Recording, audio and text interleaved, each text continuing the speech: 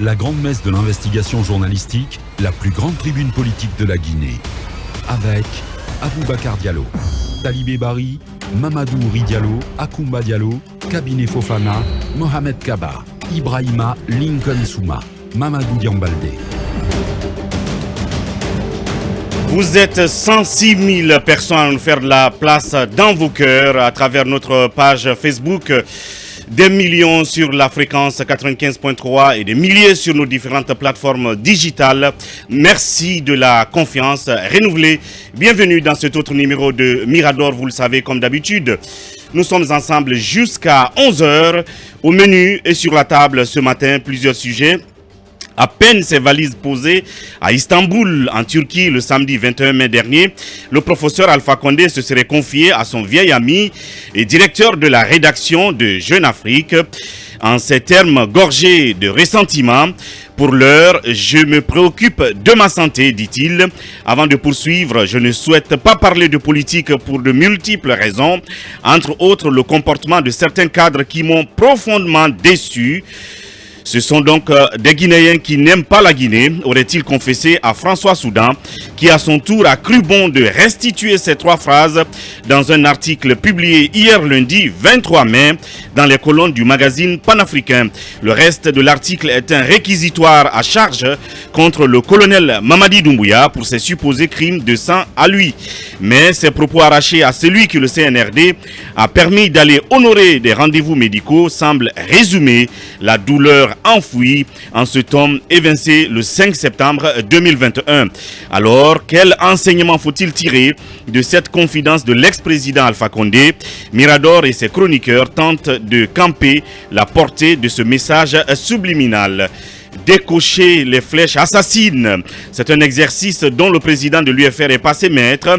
L'ancien premier ministre manie à la perfection la roulette russe, nous dit Talibé, lui permettant de tacler subtilement les dirigeants et leaders politiques qu'il soupçonne de naviguer en eau trouble pendant cette transition. Un tweet du patron de l'Union des forces républicaines publié hier lundi 23 mai vaut en cela une sentence.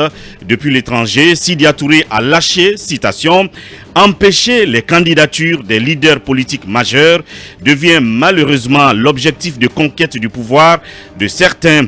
Passer des nuits au Palais des Nations vaut mieux que combattre le troisième mandat dans la rue en leur absence, a-t-il écrit sans sourciller.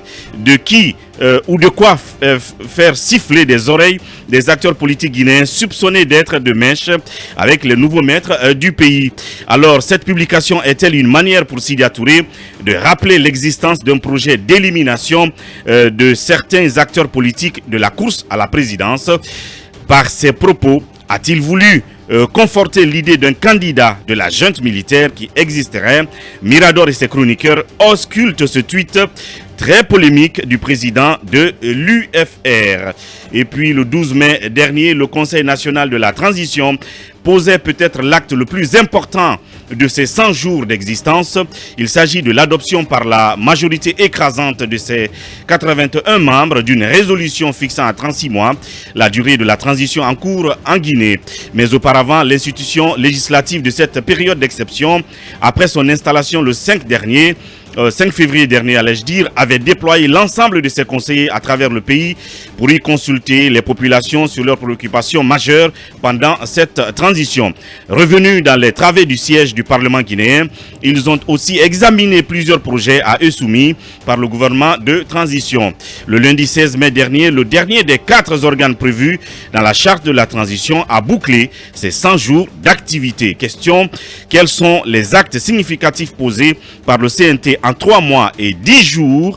Par ailleurs, le Conseil national de la transition avait-il à fixer la durée conflictogène de cette transition?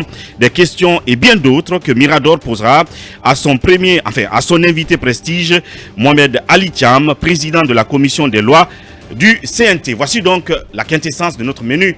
Ensemble, comme d'habitude, on va larguer les amarres.